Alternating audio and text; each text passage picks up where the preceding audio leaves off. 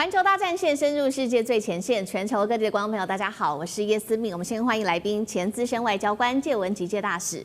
思敏好，各位朋友大家好。前成功级舰长黄镇辉舰长。主持人、各位观众大家好。资深媒体人彭华干哥。思敏好，大家好。好，观众朋友，今天我们会针对中美之间的这一场港口费大战正式的开打来做更深入的分析。现在大陆的港口费王牌也正式的发威了，川普这个时候求中国别报复，这一场中美的港口战，今天做一个深入的解析。首先，今天的火线话题3点会请来宾帮我们做解答的。第一个问题，大陆现在靠港口费来做反击美国的港口费了。那么，美国的货轮首先遭殃哦，现在停靠在大陆这边就会被罚。确定的金额达到了446万人民币。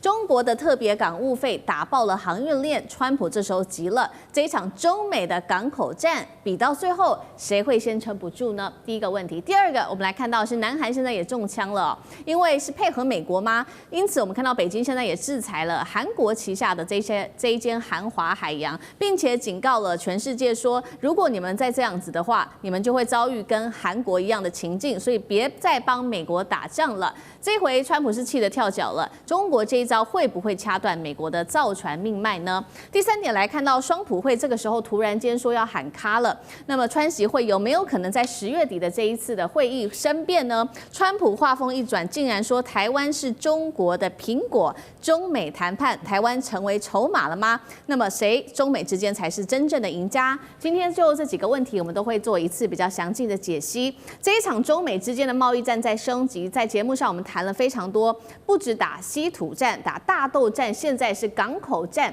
今天要来做关注，北京正式的对美国的船舶特别征收的港口费也正式的启动了，这个叫做特别港务费，王牌正式的发威。第一艘中箭的就是美国的货轮了，来自南华早报的报道，就是这一艘曼努凯号停靠在中国的宁波的时候，竟然是挨罚了446万人民币的一个价格，这是来自于研究特别说的。分析指出，中国的船舶特别港务费其实潜在的影响力是远超过美方的措施的。现在因为中国的这个特别港务费啊，已经影响了超过3120艘美国相关的船舶都会受到严重的影响，约占全球总数量达到3%。我们特别来看一下，针对于美国哪一些船舶会被课征特别的港口费呢？一共是3个。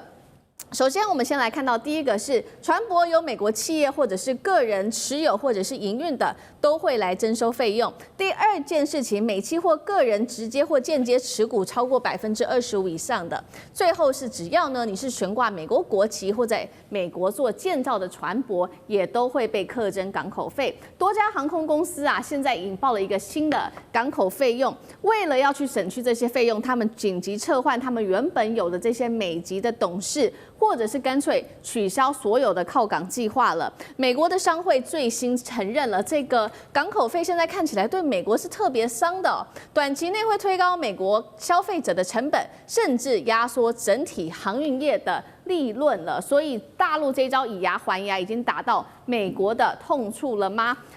中美港口费对决，谁撑得比较久？介大使怎么看？当然是中国撑得比较久啦，因为美国的航运业事实上的话，在中国大陆这样子的这个严厉的制裁之下，大概很快就会在全球市场上会被边缘化。那本来美国的航运本来就已经利润很低了，这些航运公司也不算为数不算多，可是这个出来的话，会让重挫美国的航运公司。那这个情况之下，就是说以比例来讲的话，远高于美国对于中国航运公司的这个相关的这个打击力道，而且这个部分就是说我常常觉得这个不是只是一个航运业的影响，对美国人来讲的话，它是一个政治的影响，因为美国永远是怎么样？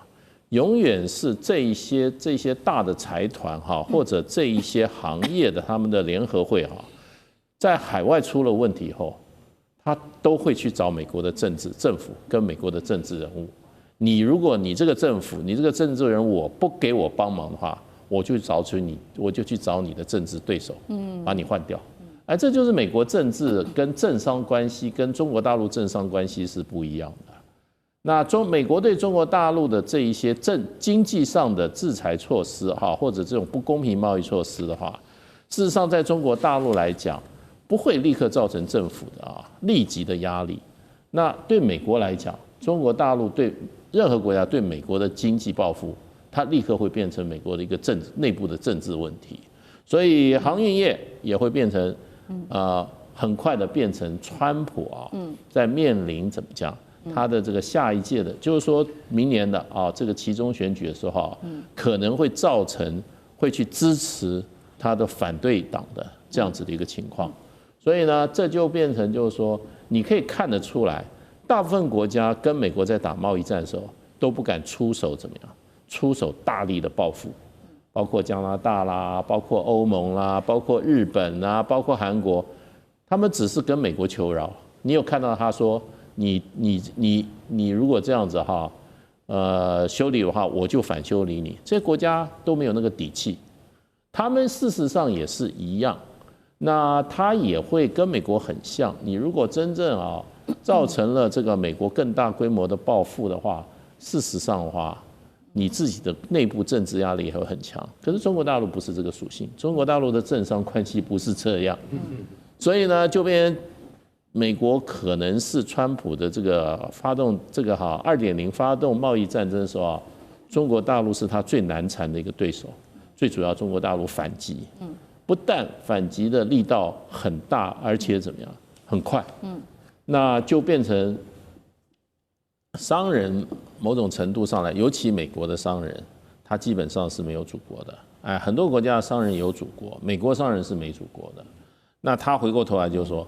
你造成我的损失，我没有办法对中国大陆政府施压，我只能对美国政府施压的时候，那所有压力都施在美国政府上。所以我觉得，不管是港口费，还有是一些农业的问题基本上中国大陆目的都不是打击这些产业，而是直接打击你川普政府的能不能够继续下去这样的七寸。所以川普急了。就最近看起来，川普是真的流年不利他很多事情尤其碰到中国这样子强硬的对手这是他怎么讲呢？他自己情势没有认清楚，是，然后他的判断错误，他以为中国大陆会就这样子把这些亏就吃下去了。大陆现在很清楚你打我一拳，我也打一拳，那你打我2拳，我就2拳。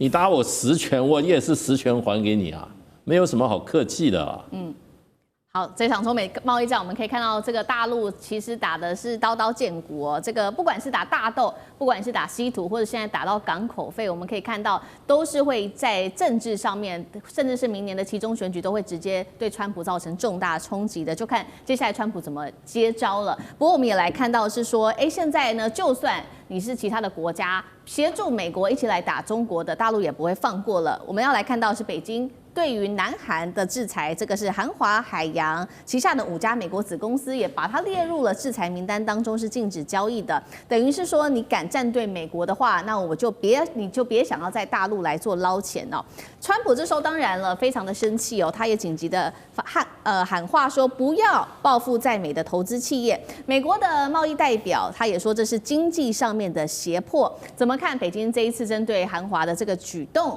那美国的造船命脉现在如果真的少了韩国的话，南韩的话还有救吗？那舰长怎么看？首先，这个韩华跟这个战队有一点差异，他的角色可能更强烈一点。我举个例子，韩国的这个不是荷兰的光科技 ASML， 他也是美国叫他不要卖，他就不卖嘛。那这个是不是战队？如果这也叫战队的话，那北京为什么对他没有报复？韩华有点特殊，你知道韩国人都一直是非常的。觉得他们是世界上可能就是尤其东亚这里最伟大的，好多东西都是他们的。原来韩国是这个世界上最大的造船，结果现在一下子被追过去了。那韩华会不会有那种，我是不是要给他追回来？那突然现在发现全世界虽然已经是过气的老大，帮他出气，说我们一起来合作，他突然觉得他逮到机会了。所以在这一次的迫害中国的航运社里面，韩华是参与者，他不是被迫来参加的。我说参与者就是他配合美国在调查，因为在这调查的中间里面，我问你这艘船到底谁占股份多少？对，我到底该不该抽他钱？那刚刚有差嘛？韩华是参与美国政府做这个事的，所以北京知道能不能够放过他，当然不能放过，因为你试图借这个东西来跟着美国一起来打击我，所以对他就下了非常重的重手。但是虽然这样子，那是不是会造成很大的影响？好比说掐断他的什么？不至于，会不会打断他的什么造舰？不是，就是如果会的话，不是这个单一的原因。是这个单一的原因，你知道韩华跟中国大陆的叫做往来几乎是很少的，所以对它会很大的影响。短期的只看得到就是供应链，因为很多造船的现在的供应链啊、装备啦、零件啦，通通是从中国大陆这里生产出来的。所以如果在这样子的话，韩华的造船在短期内的成本会增加，会增加它的一些困扰。但是中长期而言，要看后续动作。也许很快就解决了，也许就是这样增加一点成本，这是中长期才有可能产生一些变化。但是这个只是一个短期。那接着这整个过程，我觉得最重要传达的一个，就像大石先生刚刚说的，你知道，他在清楚地告诉川普，不是韩国，韩国根本不是对手，韩华是什么公司？清楚地告诉川普，叫做中国有牌，而且我们一定会反击。你一拳我还你一拳，你10拳我还你10拳，不要哪一天你给我1拳我还你2拳。中国100%奉陪到底。我觉得这个东西在传递的就是这个讯号，这个讯号是非常强烈的，不是代表我告诉你，中国骂不还口、打不还手的时间已经过去了。是，只要你现在有任何行动，我都不见得找到相对的，我都可以想找相类似的东西报复你。好，面对现在大陆这么强硬的态度，那我们来看到，那美方川普手上到底有没有什么牌呢？尤其紧接着再过1、2周而已，这个 APEC 就即将要登场了，还包括了这个大家在关注的就是川习会了。川普手上到底现在有没有什么牌啊？我们来看到原定在匈牙利要举办的双普会突然间喊卡，因为川普说他不想浪费时间，所以大家也在猜说会不会川习会最后也举办不成呢？那我们来看到大陆一方面他祭出了他的组合拳，再加上强硬态度之后，川普呢他说，这话就开始出现了很多转来转去，一下说会面，一下又说，可能临时取消，然后一下又说，那不然这样好了，我来对大陆课征155%的高关税。那最新呢，他又说了，他说台湾是中国眼中的苹果，是说台湾接下来在这一场谈判中会被放上谈判桌的意思吗？这一场中美的贸易战打到现在，谁占上风？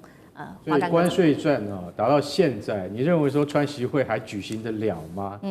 很简单嘛，川普已经讲了，11月1号，如果中国在各项这个就是说我们的关税谈判之中不能达到美国的要求的话，从11月1号起就开征，现有关税是55%啊，跟各位观众提醒一下，现在中国到卖东西到美国都要给55%的关税是事实，中国乖乖交了。11月1号起，你再不跟我达成协议，你会变成155%。对，155%是什么概念？你的成本要增加多少？那很简单，增加的成本转嫁给消费者，转嫁给通路商啊，那不是长久之计，不能长此以往嘛。所以我认为说，两国的领导人一定要见面，他们要谈嘛。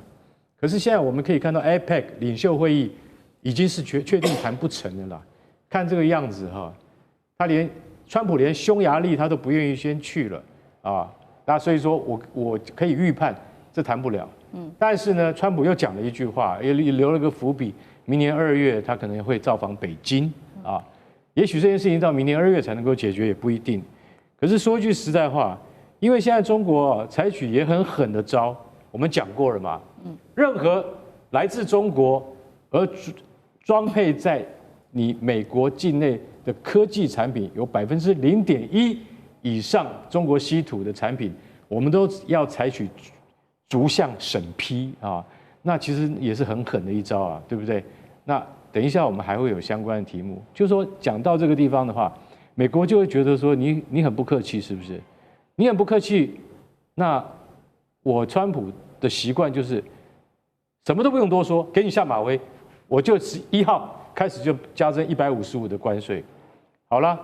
那你今天看到啊，曼努凯号，美国这个非常大的一个航运公司的这艘船，一停在宁波，宁波国际网球公开赛才刚刚落幕，听说很多网球选手在宁波的印象非常好，你们看到宁波体育场吓坏了，真现代化，非常现代化，他连那个所有连那个洗手间全部都电子感控的，所以我看到宁波，我感触就很深。你开到宁波来，马上被中国说来，先交1900万台币，400多万人民币，不然你不要走。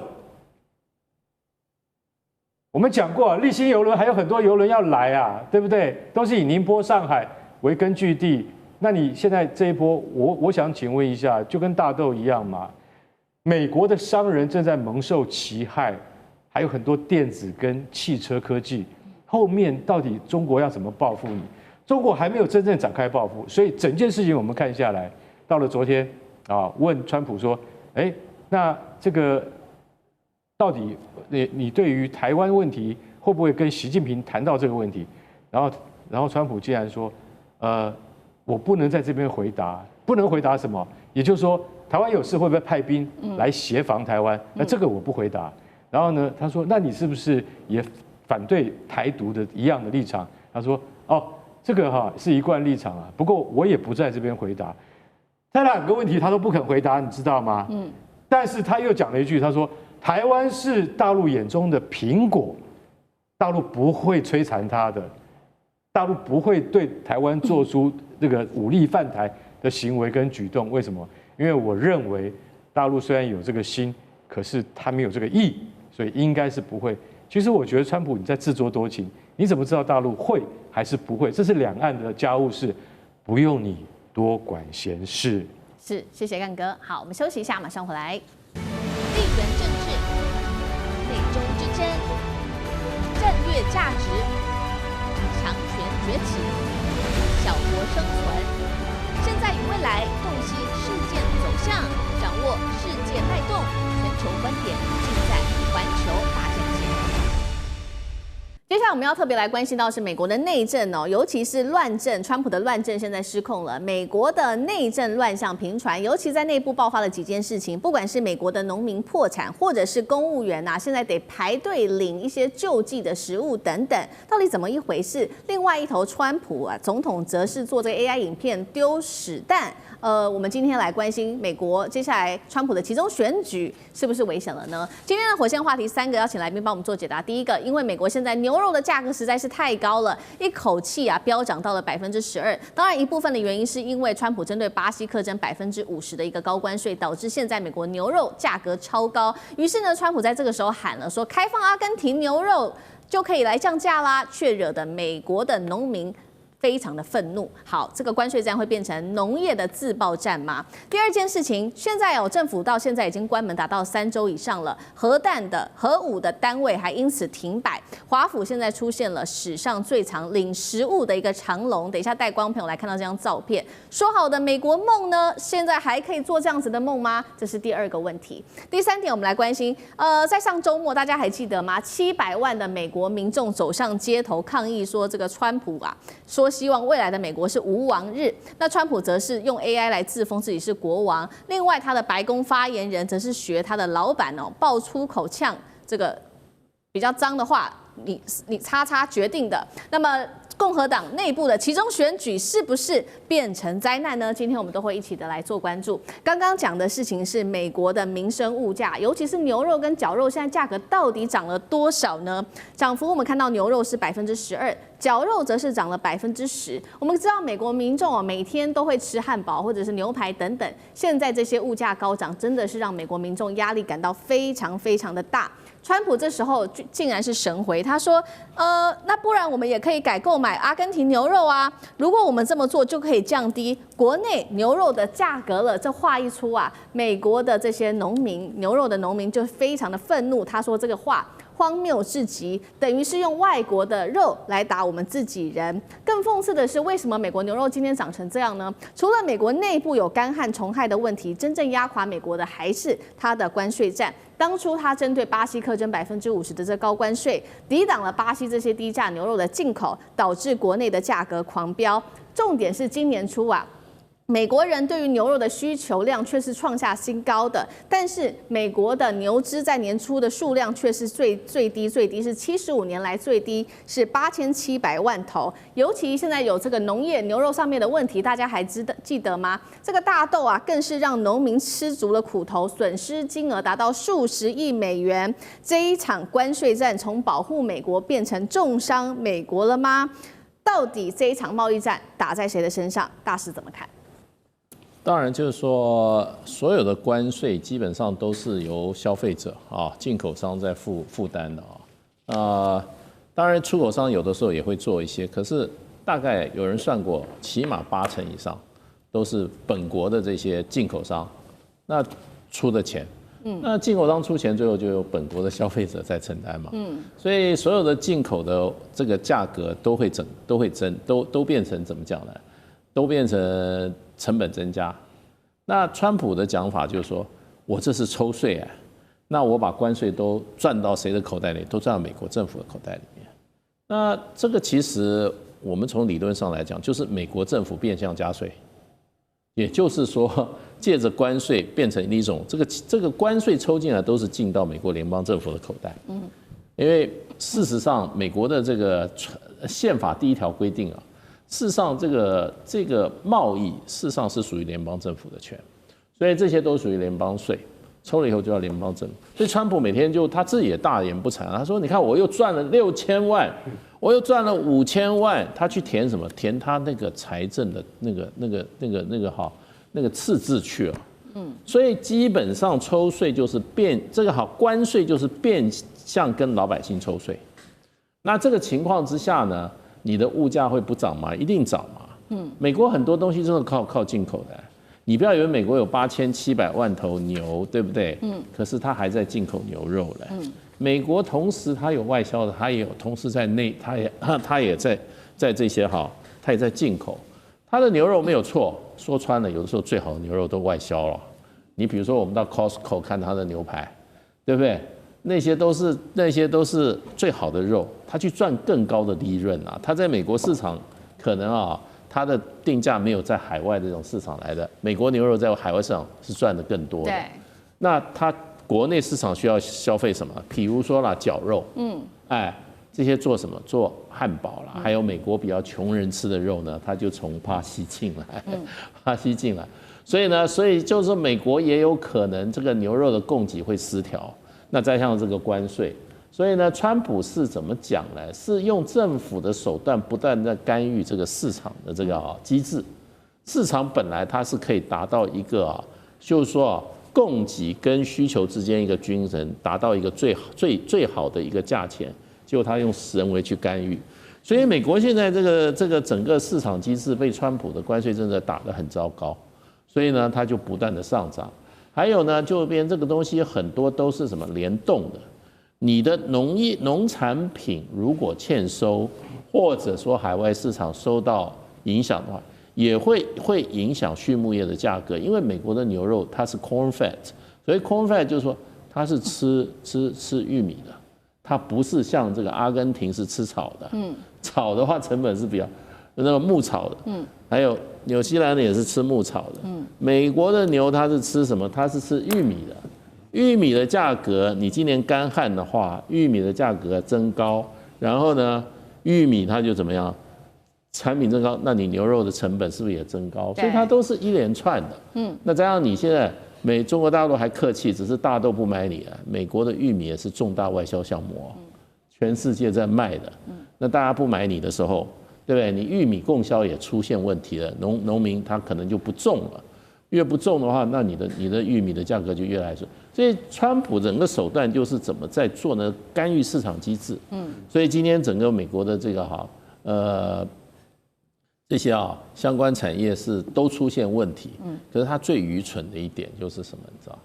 就在农产品部分他做的这些干预措施，因为他选举要靠农业州对，我跟你讲，我算过，他这些产农业的州我随便算了10个州，那10个州州长我们不要算，他2个联邦参议员通通都是共和党，10个州就20个联邦参议员，这20个联邦参议，他现在丢2个，他参议员就丢了，所以呢，川普是我觉得这个是个大赌徒，要不然就是个大外行，就是个暴君，好，这个关税战哦，现在打在农业的身上，也是打在川普的选民身上。那当然了，造成现在美国内部真的是物价高涨跟这个通膨的问题。但是眼前民众更要担心的是，已经物价这么高了，他们还面临失业的问题。而且我们看到画面这张照片，这些失业的人还不是说什么美国的这些低收入户，竟然是他们的一般的在美国政府旗下工作的公务员大家现在一个一个的排队，我们看到这张照片上面看起来排得很挤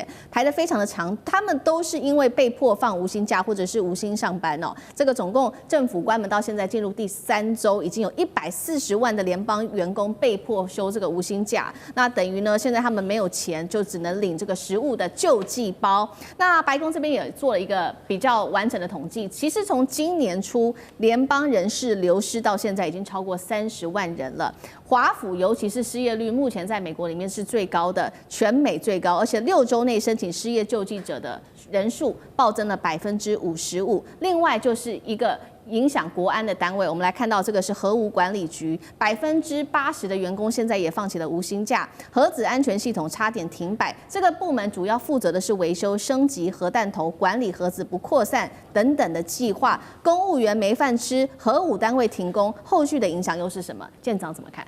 首先我要说，像这些排队在这里，你看他不是一个叫做无业游民的那样的，那可能他正常的日子还都是算过得蛮好，但这就是美国的文化。美国是一个消费的文化，它不像我们拼命在想要存钱，他们真的就是一个贷款。对，所以当他的正常的收入，就是我预期我的收入是这样薪水。你看我是国家公务员，谁是我的老板？国家是我的老板，那薪水怎么会少呢？就像我以前当军人，我怎么可能没有薪水？可一旦你没有薪水他的所有的花，因为他都已经贷款，车子贷款、房子贷款，什么这个贷款、那个贷款，可能还在分期付款什么等等，他突然会被卡住。但是这个东西是不是他们的一个很大的问题？我倒不觉得是一个很大的问题。为什么？一旦这个叫做他的停摆结束，欠的钱一把全部要给他的，是吧？那我觉得还蛮好的了。然后这样这段时间我只要苦撑过去，可能接下来我拿了几个月的薪水，未来可能还多很多钱。所以他们的这些人民不会太担心。但是我是觉得他这次停摆真的他凸显的问题是川普这个人。他这个川普人是什么样的？你知道，像以前这种政府停摆，在20世纪100年最严重的是在克林顿政府的时候。他停摆了2次，总共加起来他停摆了27天，这是克林顿政府的时候，8年27天。然后到了这个世纪21世纪，川普1.0的时候停摆1次，那1次就是35天，就超越了前一次的这27天。那这一次呢，从11月1号开始到现在已经22天了嘛，22、23天了，再2个礼拜就会破他上一次川普1.0的记录。为什么会停摆？为什么？因为国会2党在那斗争，不是美国没有钱就是2党对这个，因为他的所有，川普带领的是行政团队，行政团队的权力哪来的？谁授予的？国会，国会在他上面，那国会不授予你去花这个钱，你是没办法去动用的，这就是按照美国的宪法的这个体制。所以他只要2党一协议，这个钱就可以拨下去；只要不协议，对抗那就一直下去。那为什么川普的任内就会这么对抗呢？因为他这个人太激情了，你知道他的所有手段都非常激烈。好比说，你看他这个无冕王那一天，他发的那个 AI 的生成影片等一下可能你们会看到。我这一辈子我无法理解一个国家的领导人能够去这样子做一个这个影片。你脑袋到底在讲什么东西？然后对所有抗议你的人，因为你的行为实在是奇怪，抗议你的人。只要是民主党是我的对手党的，我就派国民兵进去镇压。对，然后你说现在没有钱，我就去删所有民主党这个里面的基建的钱。他所有事情都有针对性。原来他还是温的，因为你这么过分，他会变得很激烈，所以双方都会变得很激烈。当2党斗争很激烈的时候，那个负责任的是抓权的人。所以谁要为这个事情负责？川普把国内搞得一团乱。国际也一团乱。这个世界的乱源是在川普。好，所以我们看到世界的乱源，其实从川普，我们现在也看到是不是川普他整个内阁也开始学习到他的性格。我们要来看到这个最近真的是发生了蛮多的事情，因为刚刚舰长提到嘛，其实就是上周末在美国爆发的这个全国性的一个大规模的示威活动，全美50州总共是700多万人走上街头，当时叫做无王日。那确实哦，川普当时用一个 AI 合成影片，头戴王冠，开战斗机，就向人民撒这个屎弹。那我们刚刚说了嘛，是不是只是川普狂妄自大呢？其实他的内阁也开始出现了这样子的问题。尤其我们来看到2个人，第一个白宫发言人李维特，他最近在接受媒体的专访的时候，竟然呢是有被记者问到是谁决定川普跟普丁接下来在布达佩斯来做会谈的，他怎么回答？他说：“你妈决定的哦。”这样的一个粗口哦，还呛记者说你是一个极左的垃圾，这话真的是难听到我都有点说不出来。那另外一位同样也是非常狂妄的是，有记者问他说，国防部你是否知道俄罗斯称赞部长赫格塞斯的领带颜色呢？结果这位国防部的发言人说，你妈买给他的，这是有爱国情操的美国领带，蠢蛋。来，干哥帮我们看怎么一回事啊？因为这是新闻。所以我们不得不忠实的呈现说，川普以及他的这些幕僚们，竟然用这样的粗口，直接面对了他所面对的是记者、是媒体、是大众，怎么可以用这样子的口吻口出秽言呢？啊，刚刚大使有讲到说，川普是个暴君，川普说不是 ，I'm not king， 我不是国王哎，所以你们说发动了2600场要抗议我的活动。无王日 ，No King's Day， 我又不是国王，对不对？可是他在自己的社群平台上面，你就看啊，他自己的叫做真实社群 （True Social），他竟然头戴王冠，然后驾着战斗机，你知道背景配乐是什么？是 Top Gun， 是捍卫战士的那个就是 Danger Zone 那首歌曲。对 I went through the sky 那首歌曲当做背景配乐，然后呢，因为那是 AI 影片嘛，他的头像戴着王冠，开着飞机，然后经过纽约的时代广场，然后就丢下了很多咖啡色的物体，然后也有人抬头一看，结果他们还特别带那个镜头特写，抬头一看那个人是谁呢？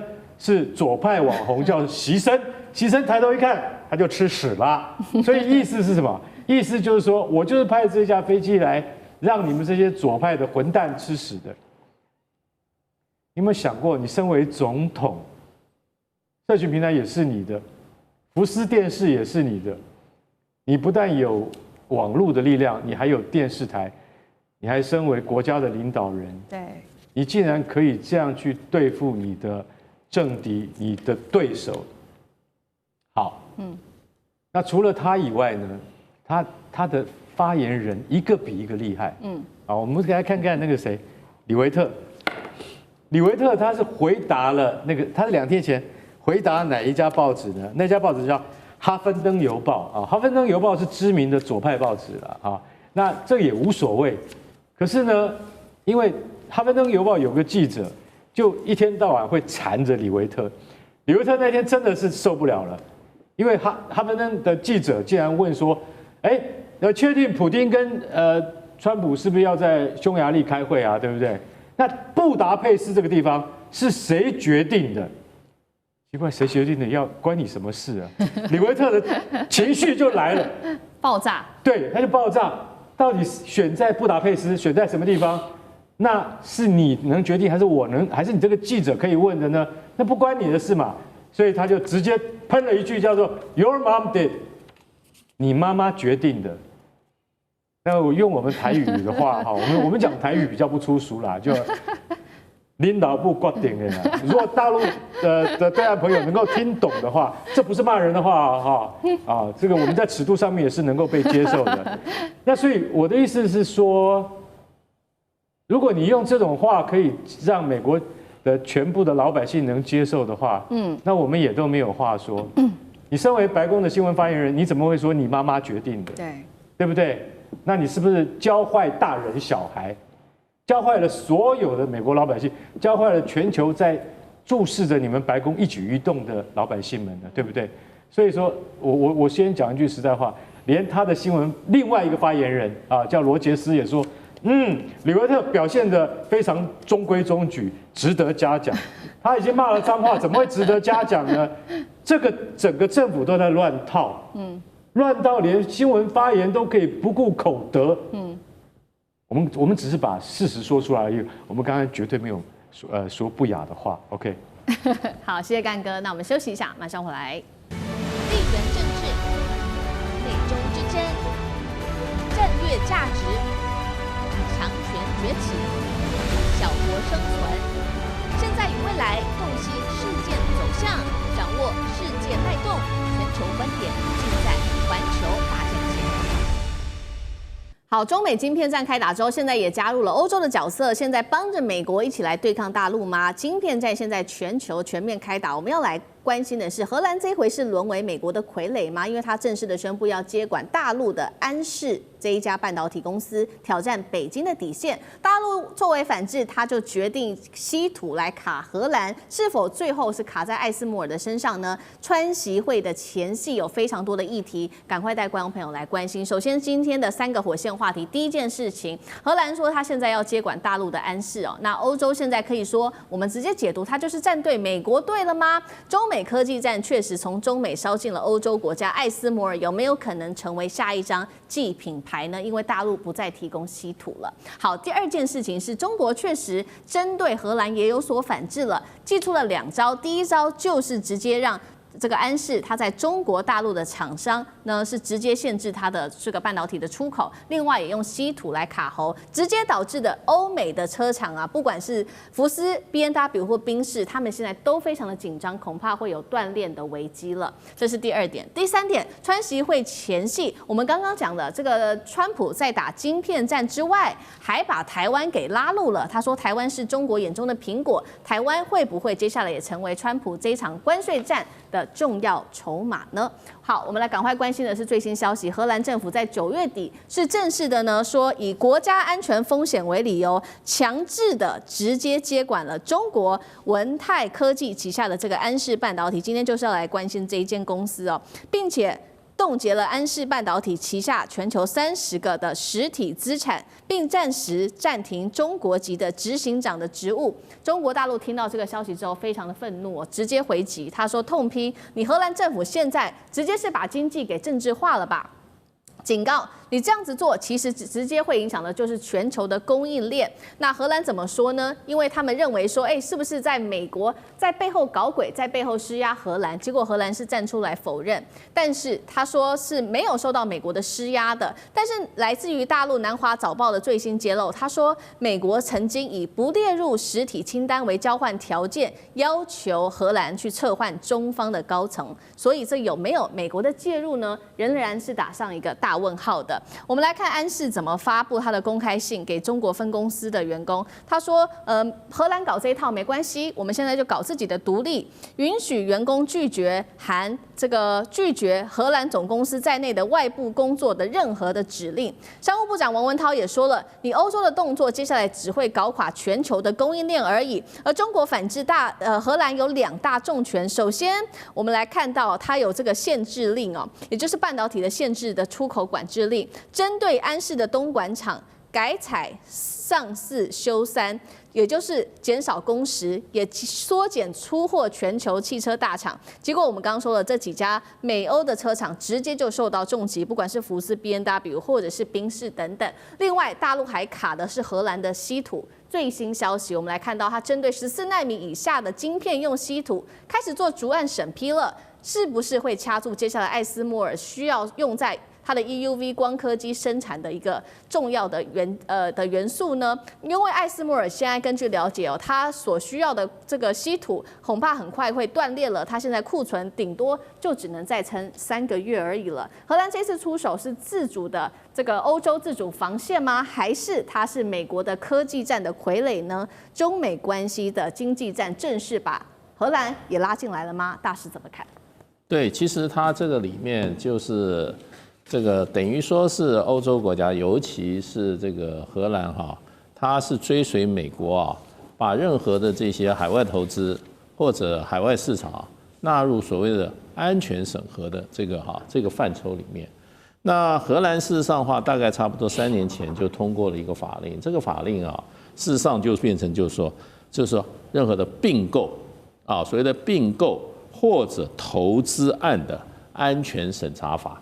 那这个法它通过以后，它可以回溯，因为事实上当时安氏的母公司也是中国的文泰电子啊，它2019年的时候啊，它花了巨资把那个时候经营不善的这个一个它这个也是一个欧洲的这个应该好像是易泰吧，就是说就是一个晶片公司啊，把它收购，它收购所占的股权达到79%，是，那就等于说完全控制我这个公司，那把这个公司在在差不多4、5年的营运下转亏为盈，然后呢业务蒸日上。欧洲的很多大厂，这个福斯汽车、BMW、Vans 都是他的客户。他做的产品主要是车用晶片。那这个车用晶片，说实话，它没有一个晶片是100奈米以下的，都是100奈米、200奈米的，所以它没有什么高科技技术含量。说穿了，你有什么安全？对，说穿了就是说这个公司。在你这个欧洲这个生产以后，帮你这个公司开始转亏为盈，那你就开始对这个公司你就觊觎了。那你当时你为什么不去把那个荷兰政府为什么不去把那个当时在亏损中的那个荷兰公司安氏公司的钱是把它买下来呢？对，为什么赚了钱你就变成安全有顾虑？而且你高科技的话，你有安全顾虑。你这样子的这种很普通的科技，你有什么好顾虑的？是，所以这就是明白的，就是怎么讲？就是一种野心，然后呢，借着安全之名，事实上的话，在这边掠夺别人的财产。那不过中国他们当时没搞清楚，这个安氏的这个欧洲厂的所有的产品，大部分要送到中国大陆去，怎么送回中国大陆进行封装？对，你的原产品你不封装是没有用的。对，中国大陆很简单，所有对安氏的这种输出全部停止，让你的安氏你就没有产品可卖了。那这一招就逼着荷兰现在好像昨天荷兰的经济部长跟这个中国大陆的这个商务部长已经通电话了。那这个怎么会解决呢？我觉得就变成说除了政治还有商务的解决，因为现在BMW福斯公司也开始在抗议了，说你荷兰在搞什么鬼啊？对，所以我觉得这个荷兰这个民族就是太贪心了。然后这个强盗本性不改。好，来，那干哥又怎么看？大使讲的完全很正确，为什么你知道吗？你知道，就说安氏他做的这些，你知道他主要是什么？就说电动窗方向盘这些开关，这些科技你认为是也蛮高端的，对。但是它在真正的跟国防科技比的话，它更不算不上什么。对，100奈米以上的这种东西，然后不行，为什么？因为我们荷兰政府发现，你这可能跟中国有莫大的关系，因为你被中国收买了，所以你跟中国有莫大关系。这什么神逻辑？本来就是这样。我现在是中国帮你把这个公司收买，就是说收购之后，现在这一家公司它是专门做什么？它专门做电子控制元件的，车上的嘛。那现在已经转亏为盈。然后全球70%的供应都靠它，但是要从哪里出货呢？要从东莞的安氏的厂出货，再出货到欧洲去的，是这样的。总公司是远在荷兰这边，对不对？那你知道现在出现什么笑话吗？我讲给你听。在东莞的总公司现在出了个问题，货架上的货不能再摆上去了，要拿那个大纸箱包起来装起来。然后呢，因为后面的货一直做出来，然后那个有从温州坐了1000多公里那个高铁跑到东莞去，我在现场买可以吧？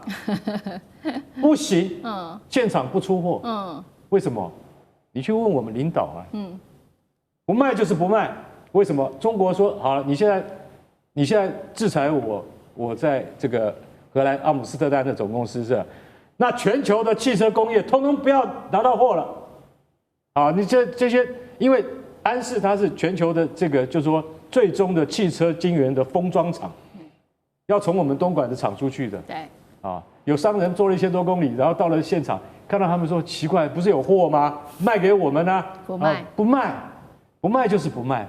不管你是 BMW， 或者你是福斯，或者你是法拉利，都要用这种，都要用他们的东西。现在不卖你就是不卖你，不卖你怎么办呢？东西积那么多，然后不卖，那就是我们国家的政策啊。我们可以不卖吧，我们可以囤吧，然后就是不卖。然后呢，不行，牵涉到另外一个问题，4000多人的工厂啊，你现在都不卖，工人还在生产啊，怎么办？哎，国家补贴，上4休3，上4天班休3天，扣你1/5的薪水，同不同意？一问，26万人，就是我刚才讲4000人，对不对？他们进行全省工商普查，26万人有17万人同意，接近2/3同意，就是说我愿意少拿1/5的薪水，我1个礼拜上4天班，然后3天要休假，因为这朝向美国的那种制度前进。是，这是中国他在这个就是说巨变之下，他所想出来一个方法，而且这样可以使他的那个真的失业率不要攀升那么高。中国有的是方法解决，所以我今天讲一句实在话，荷兰政府你真的太莽撞了，你没有把事情想清楚你就干了。结果你现在看看，抗议你的是你周遭的荷兰的这些荷兰周遭的这些欧洲大车厂，你想想看，他们的影响力会输给你荷兰政府吗？这是商业啊，这是竞争啊，回到现实面来吧。对，这一次的晶片战，荷兰可以说几乎就是配合美国搞这一出哦。但是最后我们看到最受伤的还是美欧自己的车厂。另一方面，我们来看到除了这个荷兰配合美国之外，美国自己跟中国又持续的打这一场贸易战，而且现在台湾的晶片也会成为他们的一个关键筹码吗？我们来看到最新消息是，川普他接受福斯新闻的最新专访，他也高调的宣称了说，对于这些晶片跟药品寄出高关税的供应链正在快速的回流到美国，他非常的得意哦。他还说呢，台湾的晶片业者已经为我们美国带来了高达20兆美元的经济奇迹。他说台湾是中国眼中的苹果，强调不认为北京会犯台，并且预告月底就会跟习近平来面谈台湾的议题了。就在此刻，我们来看到北京方面也做了一个回应。第一个回应是台湾问题是中国人的事。第二个回应，前美驻中国大使警告台湾是红线，是不可能让步的。舰长怎么看？台湾成为筹码了吗？首先我要说，这个川普讲的任何话都很夸大、天马行空的，什么带来20兆的奇迹，你仔细去听，多久时间带来？未来50年吗？还是明年呢？都随他讲，对吧？所以他讲这些东西是什么这些苹果，真的我都听不懂他在说什么东西。但是有个东西，我觉得台湾真的要开始担心的，台湾被逼的走向了选边的陷阱，真的被逼的走向陷阱。第一个，你现在看我们台积电过去嘛，那个钱看得到，1个厂2个厂在加，后来又说要50-50才能够免税，意思就是说，在美国生产的晶片跟在国外生产的晶片，台积电生产的要各占50。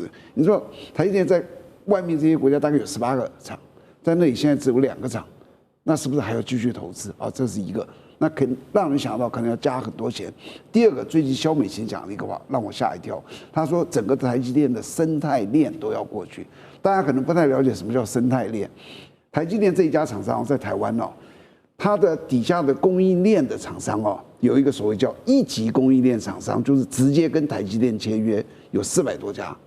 然后还有一个2级供应链厂商，就是跟这400多家签约的，这样子支援这个台积电的有2000多家。如果萧美琴说这个整个供应链要过去，是不是底下相关的？我不敢说全部，对，可能要去很多。你只要去想，第一个，晶片要50都要投入，生态链要过去，能不能政府告诉我们总共大概要投多少钱？当你这个钱多到一个程度的时候，你知道你不能倒那就是叫做一个叫做选边的陷阱，你不断的在加入，我不能走，我抽手，我这些东西就都没了。所以有一天他那里要是亏钱，我要再继续加下去，这就是把台湾逼到了这里。那为什么会逼到这样子？我想最重要的原因就是因为我们抗中，一心一意抗中，因为你这样抗中，所以你的安全要靠谁？要靠美国。美国就用这个安全来逼你。其实把自己的安全交到别人的手上是最悲哀的事。其实政府的解方其实就是4个字：和中亲美就可以了，立刻可以把这个都解开。谢谢舰长，那我们休息一下，马上回来。地缘政治、内中之争、战略价值、强权崛起、小国生存。现在与未来洞悉事件走向，掌握世界脉动，全球观点尽在环球大战线。好，观众朋友，接下来在军事上面的消息，今天会带观众朋友就军事面，我们会关心的是两样大陆解放军的武器。第一个是 GJX 空中幽灵现踪，这是第一款武器。等一下我们会来看到。第二个，我们等一下也会来看到是攻击11，这两款武器会颠覆未来的海战吗？如何做？还有它的威力、战力又是如何？等一下一起的来看。好，现在呢，我们来看到大陆的军工科技的最高成就，就是大陆向世界展现他们的未来无人机的一个项目。就在上周，我们要来赶快看到的是一架翼展呢，这边说高达42公尺，而且这个外形类似于轰炸机的超大型逆中无人机，这一款叫做 GJX 出现在这个首度的试飞了，而且是完成了试飞。我们来看到它的小档案哦，它的翼展其实已经逼近了美军 B-21逆中轰炸机。外媒说呢，这就是无人机版本的轰20啊。再来持续看说，刚刚说了嘛，这个外形像 B-21，但是我们也来看到它的细节，雷达反射面积是更低的，而且涂装也变得更为先进。现在看起来，它疑似具备 AI 战场决策跟远端攻击的能力，也就是说，它接下来可以展现3个重要的功能：隐形、智能跟远打的功能吗？厉害的地方跟战略用途是哪里？干哥怎么看？哦，其实我说一句实在话，当这个新闻发布的时候，这叫 GJX 啊，逆中无人机，它不是无人机 ，OK， 它是超大型的无人载具，好吗？翼展42公尺，等于你常常搭的波音737客机，有这么大的无人机吗？你到机场去，你今天去飞澎湖马公，或者你要到很近的香港的话，你可能会搭波音737，它就跟737一样大。然而这架飞机不是轰炸机，请问它要做什么用途？我们背脊的那个汗毛都竖起来了，为什么？这是很可怕的东西。这一架无人机，它如果真正能够投入实际作战的系统里面去的话，那它背后的资源要有多少？它的中央电脑怎么样控制它？它的驾驶员要经过什么样的训练？因为它是无人机，它可能在这个新疆的沙漠里面控制它，就像你所看到的，所有在中东执行任务的，都是在美国的兰利基地里面，或者是在维吉尼亚的基地里面去操控无人机。这么大的无人机要怎么样远端操控？但是它不可能只是一个样机或样本给大家看，它可以远距操控，它可以进行侦察，它有必要的时候可以发动攻击。可是它的弹仓会跟 B-21一样大的话，那是40吨的炸弹。我想到这边我就觉得这个不是寻常的事情，不正常。从你今年初开始看到了歼36，就已经不正常了。再看到歼50，那更不正常。为什么？因为那个飞机你要拿到，因为到现在我没有拿到模型，我拿到模型改天会秀在各位观众眼前。那模型那个歼36跟歼50的机身之巨大，它已经到了轰炸机的边缘了。所以我今天要讲的结论重点是什么？就这个 GJX 这个逆中无人机，它如果真的能够像 B-21的那种功能的话，那或者是说类似与轰20搭配的那种无人机的话，那我今天真的要讲说，大陆的科技已经到了另外一种你不可想象的地步。对，只要歼36跟歼50，它在3年之内能够真正的，就说不要说服役了，真正的到我们的，就说我们的视角之内的话，那就代表说大陆不仅仅是在无人机领域里面的突破，而且它在远端操控以及电子控制以及武器投射方面，它都有很大的超越跟进步，它才有办法制造这么大的无人机，而且这已经不是我们在科幻小说里面所看到的，也就是说不是在网友在那边讨论的这样的东西。所以我是真的很觉得在这方面，因为大陆无人机市场的成功，造成它在这方面科技的特别的领先地位。美国你是真正要去理解到说，发动下一场战争的时候，你所看到的，尤其我们刚才看到还有076两栖攻击舰，对，076两栖攻击舰，它将来不一定是载着有人飞机，而是像 GJX 这种或是攻击11这种飞机的时候，下一场战争的面貌绝对颠覆你现在的想象。所以五角大厦它其实比我们还要紧张。好，这是来自于解放军的大型无人载具，这是第一款。第二个我们刚刚提到了嘛，要看到2个武器。第二个则是攻击11，现在呢也确定它是可以进行实战的部署了。几个它重要的功能，我们先来看哦，能够长程制空，且具有逆踪的特性，可以挂载这种精准的弹药、反辐射飞弹等等，具有隐形功能，还有攻击的能力，是可以直接穿透敌方的空网的防空网的。面对敌方这些高价值目标，可以做非常精准的点穴式的打击。它现在目前呢是把它部署在西藏的日喀则机场。为什么会在这里？等一下我们请来宾来做解读。这个地方是在高原地带，也贴近印度的方向，同时辐射整个南亚地区。我们要请这个大使来帮我们看到它的作战的意图，还有它的整个战力又是如何？它的战力应该是现有的哈，它就是说这个所谓的这个无人机里面啊，战力最强的。第一个，它是属于隐身无人攻击机，它有隐身性。那你要知道，这个隐身战机是属于第5代战机啊。那用这个无人机也进入隐身的话，对，那等于说第5代无人机啊，对。而且它是喷射引擎的，很多无人机它是装的是那个螺旋桨，对，它可以在滞空时间40小时，可是它的速度比较慢。不要慢，有的时候每小时能够跑到400公里的，算是很不错的，我看啊。可是这一款，它的时速可以到达0.8马赫，甚至再往上面一点，然后又隐身，然后呢，它的体型也比较大，它的翼展有14公尺，然后它的整个的吨位大概在10吨左右。10吨左右，所以是一个大型的无人机了。以现在这个在这个军武界拥有，它是一个大型的，所以算是中国大陆一个非常这个重要的航空空战的利剑。是它基本上它也不是要跟什么飞机去缠斗，它同时可以做什么？可以做就是说歼20跟歼16的中程僚机，可以搭配打这个立体化作战。然后呢，它基本上它的载弹量也是够的。那它可以在这种所谓的这种航空就是说非航空炸弹，那么它可以载3到4枚。还有就是说地对空、空对地的攻击性的武器，它都可以。另外，它的电子侦察能力也很强。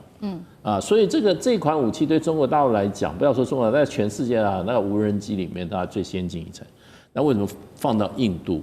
也就是说，防备印度在这个喜马拉雅山中印边界上不断的在那边自己幻想还可以跟中国军队进行抗衡。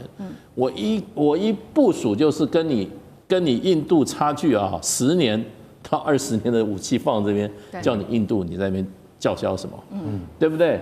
然后呢，现在事实上我记得前一阵子好像也是歼35也进到这个西藏的相关的这个空军基地了嘛。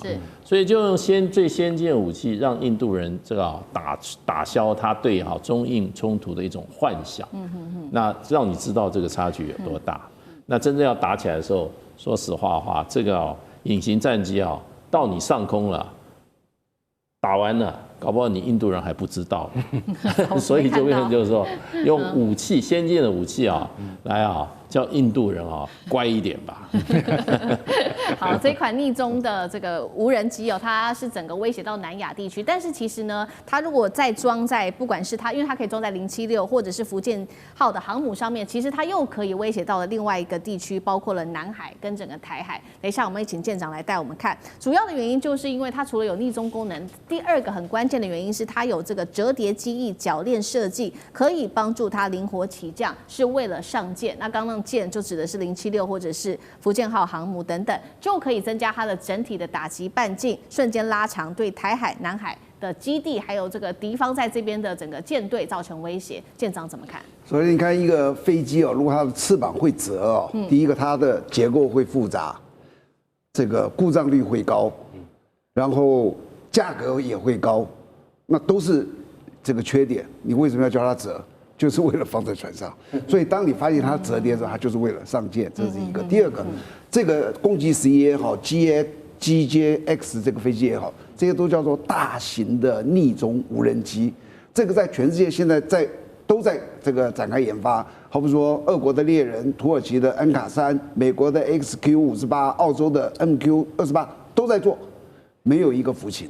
现在这4架全部都还在实验阶段，但是攻击11呢，它在2012年原型机就出来了，2019年建国70周年的时候，它就已经出现在阅兵队伍里面，它现在确定它已经服役，而且已经在低量生产，到底它量产多少没有人知道，但是它已经在服役，所以中国这一方面是最进步的。至于你说它这个目的是什么，是不是为了改变什么南海？其实没有，我跟你讲它的差异在哪里哦。我们今天航母一样可以弹射歼35，那多大，人在上面，对不对？它一样是逆中的，而且跑起来速度多快。